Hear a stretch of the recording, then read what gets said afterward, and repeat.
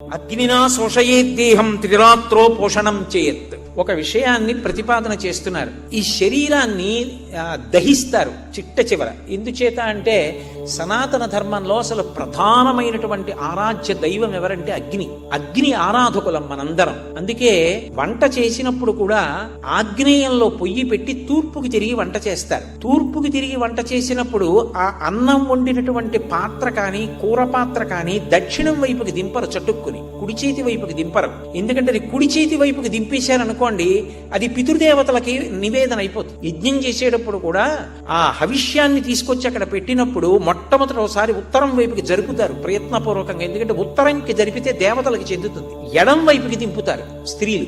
దింపి పై అన్నం కొద్దిగా తీసి నెయ్యి వేసి, అది గ్యాస్ స్టవ్ అయినా సరే, నాకు ఇప్పటికీ ఎన్నిళ్లలో తెలుసో అలవాటు, ఒకసారి అగ్ని రగల్చి ఆ 2-3 మెతుకులు అగ్నిహోత్రంలో వేస్తారు. అగ్నిహోత్రుడు గొప్ప బ్రాహ్మణుడు. బ్రాహ్మణుడికి సమారాధన. మొట్టమొదట బ్రాహ్మణుడు తిన్న పదార్థాన్ని మేము తింటున్నాం, బ్రాహ్మణోచ్ఛిష్టం. దాని చేత ఏమిటి? తన భర్తకి ఆయుర్దాయం నిలబడాలి, ఆరోగ్యం నిలబడాలి, తన బిడ్డలు కాపాడబడాలి. అందుకని అగ్నిలో నీతి అన్నం వేసి అప్పుడు అన్నం వడ్డిస్తుంది ఇల్లాలు. అసలు ఇంత గొప్పగా నిద్రలేచిన దగ్గర నుంచి అగ్నిని ఆరాధన చేసే అలవాటు ఉన్నటువంటి యజమాని యొక్క శరీరం పడిపోతే అంత్యేష్టి సంస్కారంలో కొడుకు చిట్ట చివర ఒక మంత్రం చెప్తాడు. ఓ అగ్నిహోత్రుడా, మా నాన్న బ్రతికున్నంత కాలం నిన్ను ఆరాధించాడు, ఇప్పుడు ఈ శరీరం పడిపోయింది, ఇక కదలదు, దీన్నే హవిస్సుగా వేసేస్తున్నాను. ఆయన ఉన్నంత కాలం నీకు హవిస్సు ఇచ్చాడు, ఇప్పుడు ఇక హవిస్సు ఇవ్వలేడు, అందుకని దీన్ని హవిస్సుగా పడేస్తున్నా. దీన్ని కాల్చకుండా బాధ పెట్టకుండా దీన్ని భగ్గున కాల్చేయుసుమా, కాల్చేసి పంచభూతాల్లో ఈ పంచభూతాల్ని కలిపేసి ఉత్తమ లోకాలకి పంపించు అని ప్రార్థన చేసి చితి మీద పెట్టి అగ్ని సంస్కారం చేస్తాడు. అందుకే చిట్ట చివర మళ్ళీ స్నానం చేయించి తీసుకెళ్లి పడుకోబెట్టేస్తాడు. అంత గొప్పగా అగ్ని ఆరాధన జరిగేటటువంటి జాతి. 3 రోజులు తప్తం అవుతుందిట. శరీరంలో ఉండేటటువంటి ధాతువులన్నీ కూడా నిరాహారంగా 3 రోజులు తప్తం అవుతాయని. అందుకే భీష్మాచార్యుల వారు అష్టమి నాడు ఆయనకి శరీరత్యాగం చేస్తే భీష్మ ఏకాదశి ఎందుకు వచ్చిందంటే అస్థి సంచయనం. అప్పటికి అగ్నిలో శరీరం శోషించిపోతుంది, పూర్తిగా దహనం అయిపోతుంది. అయిపోయి బూది మిగిలిపోయి ఎముకలు పడిపోతాయి. అస్థి సంచయనం అని ఎముకలు ఏరి పిడతలో పెట్టి దాచి గంగకో ఎక్కడికో తీసుకెళ్లి పవిత్ర నదుల్లో నిమజ్జనం చేస్తారు. 3 రోజుల పాటు నిరాహారంగా శరీరం అగ్నిలో శోషించిపోతుంది. అమ్మ, బ్రతికున్నంత కాలం నా కోసం శోషించావు, అవసరం ఉన్నా లేకపోయినా ఉపవాసాలు చేశావు, నేను బ్రతికి ఉండాలని కడుపుతో ఉన్నప్పుడు బాధపడ్డావు, తర్వాత పచ్చిం చేశావు, తర్వాత నాకు ఆరోగ్యంగా ఉండాలని ఉపవాసాలు చేశావు, నా కోసం పూజలు చేశావు, చిట్ట చివర నీ శరీరం పడిపోయి. అమ్మా, ఈ 3 రాత్రులు నేను కూడా నీకేమి ఇవ్వలేదు. 3 రాత్రులు నీ శరీరం శోషించిపోతోంది. నీకు మిగిలిపోయిన గొప్ప తృప్తి ఏమిటంటే, అదిగో నా కొడుకు, వాడింతటి వాడయ్యాడు చాలు. ఆ తృప్తితో 3 రోజులు కాలిపోతున్నావు. నీకేమివ్వనమ్మా? కప్పిడచిస్తున్నా. మాతృపిండం దదామ్య. అమ్మా అంటే బిడ్డ పుట్టినప్పటి నుంచి తను వెళ్ళిపోయే వరకు శోషించిపోతుంది, అగ్ని తప్తమైపోతుంది. బిడ్డకి ఎక్కడో ఏదో చిన్న ఆపద వచ్చిందనుకోండి, ఆమె నిద్రపోదు. మీరు చూడండి, పురుషుడు సాధారణంగా భార్య ఎక్కడ బెంగ పెట్టుకుంటుందో అని, ఏం పర్వాలేదు నేను చూస్తాను కదా, బెంగ పెట్టుకోకు, అలాగే అంటుంది గాంభీర్యం. ఎందుకని? ఆమెకి 2 కళ్ళు. భర్త ఆరోగ్యం నిలబడాలి, ఆయన బెంగ పెట్టుకుంటారు. అటు బిడ్డ కోసం బెంగ తీరదు. నాకేం బెంగలేదండి, మీరుండగా నాకేం బెంగ అంటుంది. కానీ రాత్రి పడుకుంటుంది, ఒక్క 10 నిమిషాలు అయిన తర్వాత చిన్న వెక్కిళ్ళలా వినపడతాయి. ఏమిటని చూస్తే కళ్ళ వెంట ధారలిలా కారిపోతూ పవిట కొంగు తీసి తుడుచుకుంటే భర్త గమనిస్తాడేమో, ఆయనకి నిద్రాభంగం అవుతుందేమో, పడుకోపోతే ఆయన ఆరోగ్యం పాడవుతుందేమోనని కళ్ళు కూడా తుడుచుకోకుండా, ఒకవేళ ఏదైనా కొంచెం కంఠంలోంచి ధ్వని వస్తే భర్తకు అర్థం అవుతుందేమో అని ముక్కులోంచి నీళ్లు, కళ్ళ వెంట నీళ్లు కారిపోతుంటే తలకడా మీద అలాగే తల పెట్టుకుని నిశ్శబ్దంగా ఏడుస్తూ శోషిస్తుందో. స్త్రీలా శోషించేటటువంటి వ్యక్తి ఉండదు. అందుకే 2 కళ్ళు చేసుకుని త్యాగం చేసి బ్రతకగలిగినది ఎవరంటే స్త్రీ ఒక్కతే. మహాభారతంలో ఉలూచి పరాకాష్ఠం కొడుకుని కంది అర్జునుడు వల్ల. ఆ అర్జునుడు కురుక్షేత్ర యుద్ధంలో మరణించాడు. ఒకానొక నాడు గంగా తీరానికి వెళ్ళింది స్నానానికి. వెళ్ళేటప్పటికి అష్టవసువులు గంగమ్మను అడుగుతున్నారు, నీ కుమారుడైనటువంటి భీష్మాచార్యుల వారిని అర్జునుడు అన్యాయంగా శిఖండిని రథం మీద ఎదురుగుండా పెట్టుకుని కొట్టి చంపేశాడు. అందుకే అమ్మా, మేము శాపం ఇద్దామనుకుంటున్నాం అర్జునుడికి, ఇమ్మంటావా అని అడిగారు. ఎంత కన్న కడుపు కదు గంగమ్మైనా, నా కొడుకుని నిష్కారణంగా అదిగో ఆ శిఖండిని అడ్డు పెట్టుకుని కొట్టి పడగొట్టాడు అర్జునుడు. శపించండి. మరి అష్టవసూరులో ఒకడు కదా భీష్ముడు. వాళ్ళు శపించడానికి సిద్ధపడుతున్నారు. స్నానానికి వెళ్ళిన ఉలూచి విని పరుగు పరుగున తండ్రి దగ్గరికి వెళ్ళింది. వెళ్ళి తండ్రి నాగరాజు ఆయన్ని అడిగింది, నాన్నగారు కొడుకు ఎటు వెళ్ళిపోయాడు, ఆయనకు ఆపద వస్తుందేమో బెంగగా ఉంది, మీరు వెళ్ళి మాట్లాడి రండి అంది. పరుగు పరుగున వచ్చాడు నాగరాజు.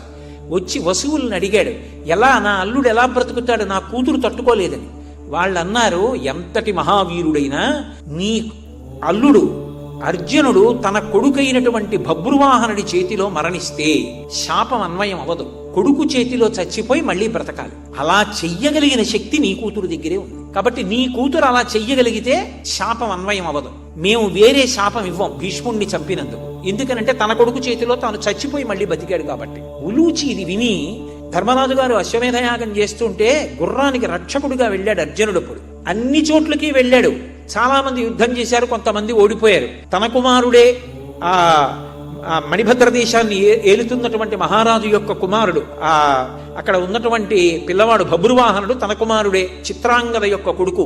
ఆయన తండ్రి గారు కదా అన్న గౌరవంతో, నాన్నగారు యుద్ధం చెయ్యను, గుర్రాన్ని పట్టుకోనన్నాడు. ఛీ దుర్మార్గుడా, క్షత్రియుడవై పుట్టి యుద్ధం చేయకుండా గుర్రాన్ని అప్పచెప్తావా అని ఈసడించాడు. ఇది ఆసరా తీసుకుని ఉలూచి రెచ్చగొట్టి తండ్రితో యుద్ధం చేయి సంతోషిస్తాడని బభ్రువాహనుడికి విశేష శక్తినిచ్చి తండ్రి మరణించేటట్టుగా చేసి బాణప్రయోగం చేయించింది. అర్జునుడు పడిపోయాడు యుద్ధభూమిలో. అర్జునుడు వేసిన బాణానికి బభ్రువాహనుడు కూడా పడిపోయాడు. బభ్రువాహనుడికి తర్వాత తెలివొచ్చింది. లేచి ఉలూచిని విశేషంగా నింద చేశాడు. చిత్రాంగద నింద చేసింది. ఆవిడేమనలేదు, చిరునవ్వుతో ఊరుకుంది. వెంటనే తండ్రిని స్మరించి మృత సంజీవని మణిని స్మరించింది. స్మరించి ఆ మణిని తీసుకెళ్లి బభ్రువాహనుడికే ఇచ్చి, నీ తండ్రి గుండెల మీద పెట్టు బ్రతుకుతాడని. గుండెల మీద పెట్టాడు. మళ్ళీ అర్జునుడు బతికాడు. ఇక్కడికెందుకు వచ్చావు ఉలూచి అని అడిగాడు. కొడుకు ఎటూ వెళ్ళిపోయాడు, నీ వలన కన్నవాడు, కనీసం నిన్నైనా దక్కించుకుందామని వసువులు శపించబోతుంటే ఆ మాట విని బభ్రువాహనుడి చేత నిన్ను సంహరింపచేసి మళ్ళీ మణిప్రభావం చేత దక్కించుకున్నాను అని చెప్తే ఆమెను ఎంతో పొగుడుతాడు ఆ రోజున అర్జునుడు. ఒక స్త్రీకి బిడ్డల మీద భర్త మీద ఉండేటటువంటి ప్రేమ, ఆ ప్రేమ చేత ఆవిడ పడిపోయేటటువంటి నలుగుడు, ఎక్కడో ఆ పిల్లలు పిల్లలు పిల్లలు పిల్లలు ఎంత పరితపించిపోతుందో. వస్తున్నారు కదే 2 రోజులు సంతోషంగా గడుపుదాం, ఎవరో వంట ఆవిడికి చెప్తాను తెచ్చిపెడుతుంది, ఒప్పుకోదు. నా చేత్తో చెయ్యాలి గోంగూర పచ్చడి. 2 రోజుల ముందు నుంచి 3 రోజుల ముందు నుంచి గోంగూర పచ్చడి చేస్తుంది. వాడు వస్తున్నాడని పప్పు పులుసు ఎడుతుంది. వాడు వస్తున్నాడని ఆకాకరకాయలు అట్టుకొస్తుంది.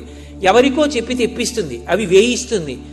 ఎందుకే ఇవన్నీ నీకు? వాడితో కూర్చుని మాట్లాడ. వాడికి ఎంత ఇష్టమో అమ్మ చేత ఆకాకరకాయ వేపుడు అంటాడు. వాడు అమ్మ పప్పు పులుసు పెడితే అమ్మ ఎంత మంచి వాసనో అంటాడు.